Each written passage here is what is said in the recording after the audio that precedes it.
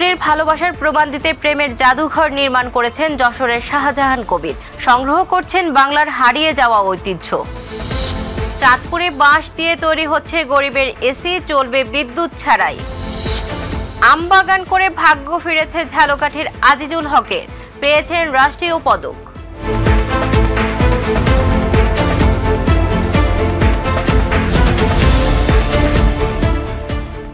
দর্শক, আমন্ত্রণ মাই টিভি গ্রামীণ নিউজে। এতক্ষণ দেখছিলেন শিরোনাম, সাথে আছি আমি সওদা ইসলাম।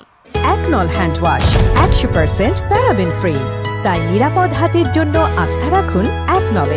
স্ত্রীর প্রতি ভালোবাসার প্রমাণ দিতে প্রেমের জাদুঘর নির্মাণ করেছে শাহজাহান কবির। যশোরের বাসিন্দা পার্টস মেকানিক শাহজাহান ভালোবেসে করেছিলেন বিয়ে, তবে সেই বিয়ে মেনে নেয়নি তার স্ত্রীর পরিবার। সেই থেকে নিজের ভালোবাসার প্রমাণ দিতে বেছে নেন ভিন্ন পথ। শুরু করেন পুরাতন জিনিস সংগ্রহ করে জাদুঘর নির্মাণের। শাহজাহানের সংগ্রহ দেখতে দূর দূরান্ত থেকে ছুটে আসেন দর্শনার্থীরা। বিস্তারিত রিপোর্টে। ভালোবাসার প্রমাণ দিতে প্রেমের জাদুঘর নির্মাণ করেছেন শাহজাহান কবির। সম্রাট শাহজাহানের তাজমহল যেমন পুরো বিশ্বজুড়ে সৃষ্টি করেছে আলোড়ন, তেমনি এই শাহজাহান কবিরের প্রেমের জাদুঘর আলোড়ন সৃষ্টি করেছে স্থানীয়দের মাঝে। আমার পরের জন্মে যেসব ছোট ছোট ভাই বন্ধু যারা আসবে তাদের দেখাতে পারবো যে আমার প্রেমের কত একটা মূল্য ছিল। আমি জাদুঘর করছি, জাদুঘরটির নাম প্রেমের জাদুঘর। আমার এই যে প্রেমের প্রমাণ, তার জন্য আজ আমি শত শত বছরের জিনিসগুলো আমি আপনাকে তুলে ধরছি। যশোরের শাসা উপজেলার ছোট নিজামপুর গ্রামের পার্টস মেকানিক শাহজাহান কবির একসময় ভালোবেসে বিয়ে করেন নিজের প্রেমিকাকে, কিন্তু সেই বিয়েতে মত দেননি প্রেমিকার বাড়ির লোকজন। বিয়েতে রাজি না হওয়ার প্রধান কারণ ছিল শাহজাহান কবিরের আর্থিক অনটন। সেই থেকে এক প্রকার বিবেকের তাড়নায় ভুগতেন শাহজাহান কবির। আমি আমার স্ত্রীর সাথে যখন সম্পর্ক করে বিয়ে শাদী করি, তখন সকল শ্বশুরবাড়ির মানুষ নাখোশ ছিল। তার কারণ আমি অর্থই দুর্বলতা ছিলাম। নিজের ভাগ্য পরিবর্তন ও নিজেকে সঠিক প্রমাণের লক্ষ্যে অদম্য ইচ্ছায় এগিয়ে চলে শাহজাহান কবির। স্ত্রীর প্রতি ভালোবাসার প্রমাণ দিতে ভিন্ন কিছু করার তাগিদেই শুরু করেন প্রেমের জাদুঘর। শাহজাহানের ধারণা পরবর্তী প্রজন্ম তার এই সংগ্রহ দেখে মনে করবেন স্ত্রীর প্রতি তার ভালোবাসা ছিল অগাধ। ময় মুরব্বীদের দোয়ায়, আমার স্ত্রীর সততায় আজ আমি জমি, গাড়ি বাড়ি, জমি জায়গা সবকিছু করছি, এবং আমার স্ত্রীর সকল আশা আমি স্বর্ণ দিয়ে অলঙ্কার দিয়ে তার মন জয় করে দিচ্ছি। এই দলিল, এই সম্পদ, এই প্রমাণ আপনাদের সামনে শো করাচ্ছি। দেখেন আমি আমার স্ত্রীর ভালোবাসার কতটুকু মূল্য দিই। শাহজাহানের প্রেমের জাদুঘরে রয়েছে 200 ধরনের প্রাচীনকালের ঐতিহ্যবাহী বিভিন্ন ব্যবহৃত জিনিসপত্র। এই জিনিসপত্রগুলো তিনি তার ব্যবসা প্রতিষ্ঠানে সুসজ্জিত করেছেন। তার জাদুঘরে রয়েছে শত বছরের পুরাতন রূপার ঘটি, কাঁসার থালা, কাঁসার বদনা, অর্ধশত বছর আগের রেডিও, স্বাধীনতার পরবর্তী 4টি ধাতব মুদ্রা সহ অনেক কিছু। একটি বদনা দেখাবো, ছোট্ট মিনি বদনা। এটা অনেক দেশে প্রভাবশালীদের ছেলে মেয়েদের তাদের শখ পূর্ণ করার জন্য এই বদনাগুলো তার ছেলে মেয়েদের দিত। তো এটা বহুত পুরোনো দিনের বুজুর্গরা যারা বেশি আল্লাহ ভীরু ছিল, তারা এর ভিতর সোনা রেখে ব্যবহার করত। বহু পুরাতন আমলের নিদর্শন স্বরূপ সে বিভিন্ন ধরনের পয়সা, হাড়ি পাতিল, স্মৃতি স্বরূপ অনেক জিনিসপত্র আমাদের মাঝে থেকে বিলীন হয়ে গেছে, কিন্তু সে অনেক কিছু সংরক্ষণ করে রাখছে। এলাকাবাসী মনে করেন সভ্যতার সঙ্গে তাল মিলাতে গিয়ে মানুষ যান্ত্রিক হয়ে যাচ্ছে। এই যান্ত্রিকতার কারণেই হারাতে বসেছে গ্রাম বাংলার ঐতিহ্যবাহী নানান জিনিস। শাহজাহান কবির স্ত্রীর প্রতি ভালোবাসা দেখাতে গিয়ে সংগ্রহ করছেন সেসব জিনিস। এর মধ্য দিয়ে আগামী প্রজন্ম শিখতে পারবে অনেক কিছু। তিল তিল করে গড়ে তোলা শাহজাহানের এই সংগ্রহ করা জিনিসপত্রগুলো এক নজর দেখতে প্রতিদিন বিভিন্ন জায়গা থেকে ভিড় করছে অগণিত লোকজন। অতীত প্রজন্ম কেমন ছিল, তাদের জিনিসপত্র কিভাবে কি কিরকম ব্যবহার করতো, এগুলো আসলে জানা যাবে। এটা একটা নিদর্শন স্বরূপ সে রেখে দিয়েছে, এই জন্য তাকে অশেষ ধন্যবাদ জানাই। 1990 সালের মুদ্রা থেকে শুরু করে সব রকম জিনিসপত্র তার কাছে মনে করেন যে সবসময় সংগ্রহ করে। বিভিন্ন দূর দূরান্ত থেকে লোকজন আসে তার জিনিসপত্র দেখার জন্য। এগুলো দেখেও এখনকার মানুষ দেখে শেখে এবং জানে।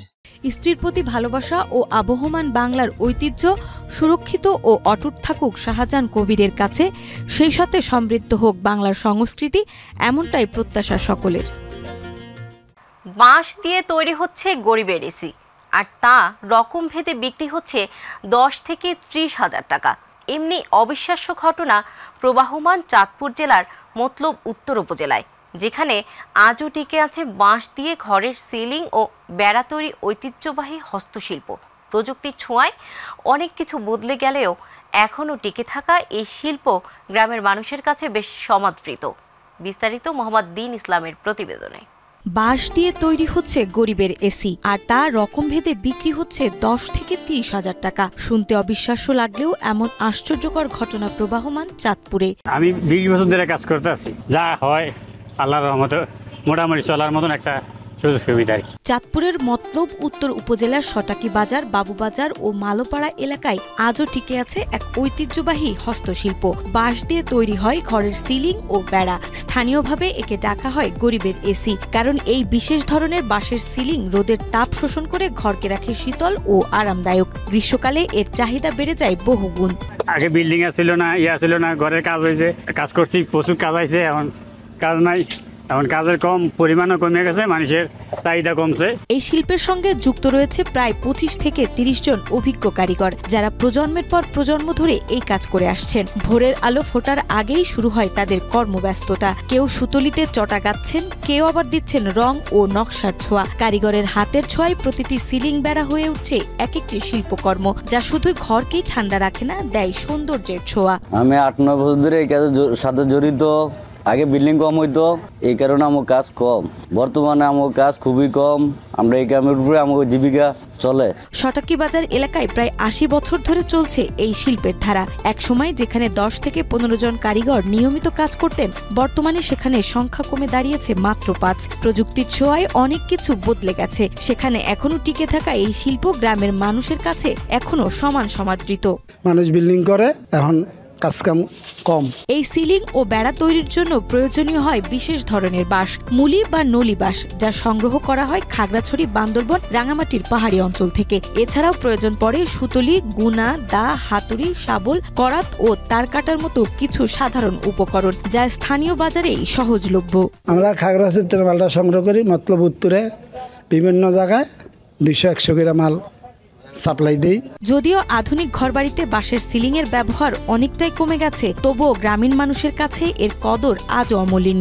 ঝালকাঠির তরুণ উদ্যোক্তা সৈয়দ আজিজুল হক নিজ উদ্যোগে গড়ে তুলেছেন একটি দৃষ্টিনন্দিত আম বাগান, যা স্থানীয় অর্থনীতিতে এক নতুন দৃষ্টি স্থাপন করেছে।